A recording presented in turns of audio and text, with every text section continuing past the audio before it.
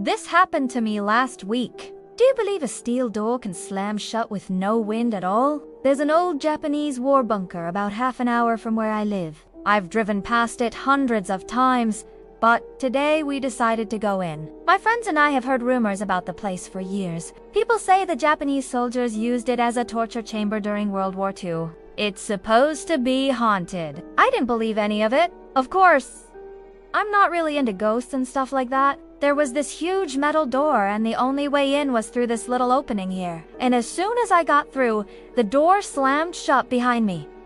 It was very heavy.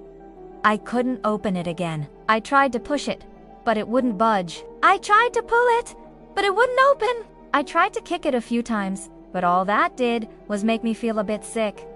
So I stopped. The bunker was dark, dank, and smelled of rust and old blood. There were all these weird symbols painted on the walls. I had no idea what they meant, but they kind of creeped me out. My two friends, Fikri and Anwar, weren't really scared though. They were more excited than anything. Fikri even pulled out his flashlight and started running around, waving it everywhere. "Hey, Anwar, look over there," said Fikri, and he pointed to something at the end of the hallway. At first I thought it was just another one of those weird statues, you know? One of those creepy dolls with no heads, but it wasn't. As we got closer, we could hear chains dragging. Then it turned around and I saw a headless soldier dragging himself towards us. His eyes were wide and empty and his jaw was hanging down his chest. He was covered in blood and dirt, and he was missing his head. Anwar screamed, dropped his camera, and ran away as fast as he could. To be honest, so did I. I don't want to see that again. Ever.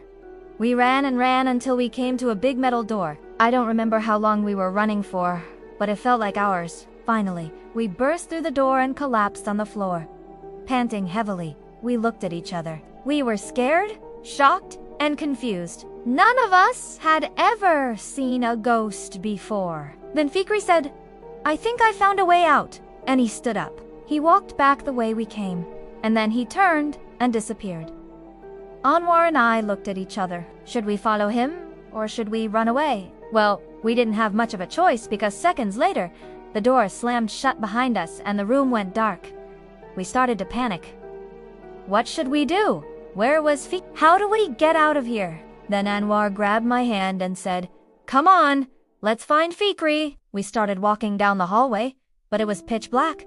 And after a few minutes, we realized we couldn't see anything. Suddenly, Anwar shouted, "I think I found him!" He was kneeling next to a manhole cover that looked like it hadn't been opened in years. It was rusty and dirty, but Anwar managed to pull it off, and underneath was a